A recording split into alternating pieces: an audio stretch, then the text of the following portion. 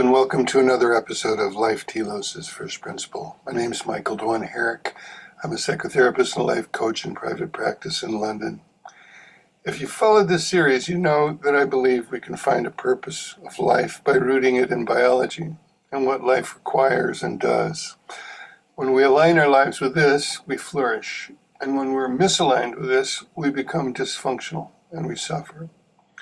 I believe there's a great value for all of us in having a way to think about the meaning and purpose of our lives and how to live in ways that promote our flourishing. That has been my basic shtick in this series. But today I want to talk about a profound challenge to my whole notion of Life Telos as first principle. Some of you may not like what I have to say. Some of you may welcome it, as it strips off any wishful thinking or naivety from my basic message. Coming to grips with this myself has been deeply challenging. I didn't want to believe what I'm about to share with you, but here it is. There's a theory in physics that quietly but radically reframes our understanding of life. It suggests that life evolved as a way to dissipate energy more efficiently in accordance with the second law of thermodynamics. In this view, life is not a defiance of entropy, as we often imagine, as I've imagined, but an instrument of it. Life emerges in systems far from equilibrium precisely because it accelerates the journey toward equilibrium, also called heat death. At first glance, this theory appears to strip life of any real purpose. It's a stark, elegant, and impersonal account of physics. Ideas like this have been called reductionist, or flatland, to borrow Ken Wilber's term. They're a way of understanding reality that is hollowed out of any interiority or consciousness. And yet, this theory paradoxically introduces something very close to a telos, a directional function embedded in the laws of physics expressing themselves through life. According to this theory, life arises because it serves the universe's overall trajectory. That may be a kind of purpose, cold, unfeeling, and unchosen, but purpose nonetheless. This is not how telos has been historically conceived. More typically, the end goal of telos has been formulated in more desirable or elevated terms, some kind of pinnacle of evolution, not the dissolution and end of everything. My own work focuses on what I would now call proximal telos, the purposes that arise from within life itself, to survive, to reproduce, to bond, to create, to care. Even if physics is another use for all the structures and processes of life, life has its own more immediate purposes. These are not abstract ideals, but felt imperatives, shaped by millions of years of evolutionary refinement. They are the architecture of meaning that we experience from the inside of life. The thermodynamic theory offers what we might call a distal telos. Life serves a larger external process, dissipating energy, serving entropy. It's a view from the outside. In a way, it's the universe using us to run itself downhill faster. In closed systems, entropy rules. In open systems, structures can evolve. Life evolves in an open system, but ultimately, that is within the presumed closed system of the universe. Of course, even the assumption that the universe is a closed system has been questioned. All this raises what I believe is a foundational dialectic for our understanding of telos, perhaps the ultimate dialectic of consciousness. This dialectic asks the question, can we live meaningfully in alignment with proximal life telos while knowing we may ultimately serve an impersonal cosmic oblivion or distal telos? All right, I get it. This is not a question that keeps you awake at night. But maybe you have asked yourself a simpler question, like, what's the point? Maybe you haven't answered that simpler question to your own satisfaction, but life calls you from your reverie and you get on with it, whether it has a point or not. But if you're curious, stick with me. My intention for this series is to offer you a way to answer that question. And into that question steps another mystery, consciousness. Why does the universe, in serving entropy, produce beings who feel, reflect, and yearn for meaning? Why should matter organizing itself into a brain result in a first-person experience? The thermodynamic story explains the flow of energy, but says nothing about the emergence of subjectivity. What if consciousness is not a mere byproduct or epiphenomenon? What if it is a fundamental property of matter, like gravity? Perhaps these are also questions that don't keep you up at night. Maybe you haven't questioned whether all truths are captured by the laws of physics and their functions. But maybe it matters that we're conscious. Maybe a highly developed consciousness could allow us to live in and navigate the dialectic between proximal and distal telos. In other words, we could get up and go to work, take care of our families, and engage fully in our lives with a sense of purpose, knowing that it will all come to an end. I've spoken before about the existentialists. Thinkers like Camus and Sartre confronted the silence of the universe and declared life to be absurd. But they didn't distinguish between proximal and distal telos. To them, life was devoid of inherent meaning or purpose. Had they known of this entropy-based theory, it would likely have deepened their sense of absurdity. Life not only lacks divine purpose, it ironically serves an indifferent cosmic function that will eventually dismantle anything that could be fashioned into meaning or value, and any being capable of thinking, feeling, or acting upon such things. And yet, I assert this. Such a distal telos does not negate proximal telos. The existentialists missed something essential, the biological grounding of meaning and purpose. They failed to recognize that survival, bonding, caregiving, all the things we feel compelled to do, are not empty constructs. They're the inherent or proximal teleology of life. They're derived not from abstractions, but from life itself. And here's another irony of our species. Human beings, especially through technology, are arguably the most powerful dissipators of energy the Earth has ever seen. We're not efficient in the biological sense. Microbes and plants are far more stable and widespread, but we are intense. Fossil fuels, data centers, air travel, industrial agriculture.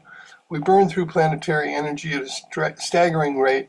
In this sense, we're entropy's chosen instruments. We're good servants of distal telos. But this comes at a cost. The more successfully we serve the distal telos, entropy's imperative, the more we risk undermining proximal telos, the well-being of life itself. Our emotional health, ecological balance, social trust, and even the long-term viability of our species may all be collateral damage in entropy's acceleration plan. That's the tension. That's the paradox. And perhaps that's the role of consciousness. Not to escape this dialectic, but to witness it, to feel the contradiction from the inside and still respond with care. Even if the universe is using us to dissolve its energy gradients, we can choose how we participate. We can dissipate energy with awareness, with love, with restraint. Maybe that's what it means to be human in a universe that ultimately does not need us and created us with planned obsolescence in mind. Maybe that's the higher telos, the synthesis we're still learning how to live. There comes a point in any honest inquiry where one must face what lies at the edge of comprehension. My work has been concerned with life's directionality, with its felt orientation towards survival, bonding, growth, coherence, and meaning. I've called this Life Telos, and I've grounded it in biology, psychology, and the immediate realities of lived human experience. But I can no longer ignore the broader frame in which all of this unfolds. I have to contend with a scientific theory suggesting that life itself may have evolved as an efficient mechanism for dissipating energy in service of the second law of thermodynamics. In this view, life is not a resistance to entropy. It is its servant. This is what I now understand as the distal telos of life, the impersonal, systemic unfolding of the universe toward equilibrium and eventual stillness. And yet, I stand firm in asserting that this does not negate the proximal telos I've built my work upon. It does, however, place it in a new light. one that is sobering, humbling, and impossible to ignore. If life arose in service of entropy, and if even our deepest yearnings are enfolded within that trajectory, then meaning itself cannot be based on permanence, continuity, or cosmic justification. And yet, I do not go gentle into that good night. Instead, I affirm that meaning and purpose need not depend on eternity. They can arise within transience. Care, love, and coherence are not illusions simply because they do not last. They are responses, felt, enacted, and often courageous, to the conditions of being alive in a dissolving world. So I accept that entropy may be the universal's distal telos, but my work is rooted in the proximal telos of life as we live it, as conscious beings navigating needs, values, losses, and connections. Proximal and distal telos are not easily reconciled, but they need not negate each other. Perhaps the space in which both are held is where human dignity arises. So I have no final answer to this dialectical pair of telos. I've looked as far into the darkness as I can, and I still find cause to choose life. And to be honest, I do find it difficult to believe that the universe had a beginning and will have an end, and that's the whole story. At a deep intuitive level, beyond wishful thinking, it simply doesn't make sense to me. Perhaps this is a projection of my own experience of life, my witnessing of cycles of death and renewal, and the irrepressible impulse toward continuation, but it's persistent intuition nonetheless. And I'm not alone. Some cosmological theories like cyclic cosmology, multiverse hypotheses, or quantum bounce models suggest that the universe may not be a one-shot event. It might undergo endless cycles or exist as one of countless others in a vast multiverse. These remain speculative, but they offer glimpses beyond thermodynamic finality, at least the possibility. Adding further nuance, some physicists like Sabine Hossenfelder point out that even in a universe at maximum entropy, there can still be rare pockets of lower entropy due to probabilistic fluctuations in microstates.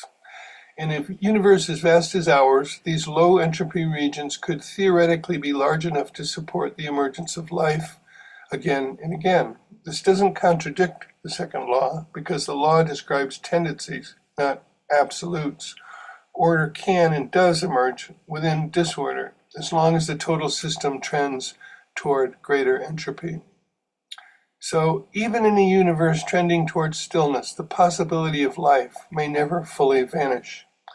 That doesn't negate the broader thermodynamic trajectory, nor does it diminish the poignancy of life's fleeting nature. But it does suggest that life, and perhaps consciousness, might remain part of the cosmic story longer than we imagine. Maybe forever. And here's a final, far-fetched product of my own wild imagination and my refusal to go gentle into that good night. If thinkers like Hossenfelder are correct about the persistence of low-energy regions, and if Rupert Sheldrake's theory of morphic resonance holds any validity, however controversial, then perhaps what we cultivate in this life, our intelligences, innovations, even our ways of perceiving and relating, might reverberate beyond our planetary end.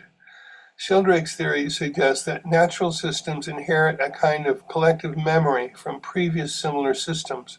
Patterns of form, behavior, or even thought become more likely to recur, not through genetic or environmental causation, but through resonance with past patterns across space and time. Though widely dismissed by mainstream science for lacking empirical rigor, Sheldrake has proposed a number of experiments to test his claims, and some find his work a provocative challenge to purely mechanistic models of causality. If there's even a sliver of merit to this idea, then it invites us to imagine that what we contribute here on the finite life of planet Earth might, in some distant, improbable future, help shape the unfolding of life in other low entropy pockets of the cosmos. And for all we know, we are not the originators of everything. We may simply be passing on a baton we received through the vastness of time. Still, despite what we might imagine, for now, I'm prepared to accept what I've called the distant telos, the idea that life may ultimately serve entropy, not resist it. I accept it, not because I prefer it, but because it appears to be what is most honestly aligned with what we currently understand to be true. And yet, I also leave open the possibility that the story is larger than we yet know. Well, that's all for now. Now you can either sleep like a baby or chew on this all night long. Thanks for sticking with me to the end. Please leave me a comment and let me know what you think. Until next time, take care of yourself and each other, even if the show may be over, and tend to the power of 100 years from now. Bye for now.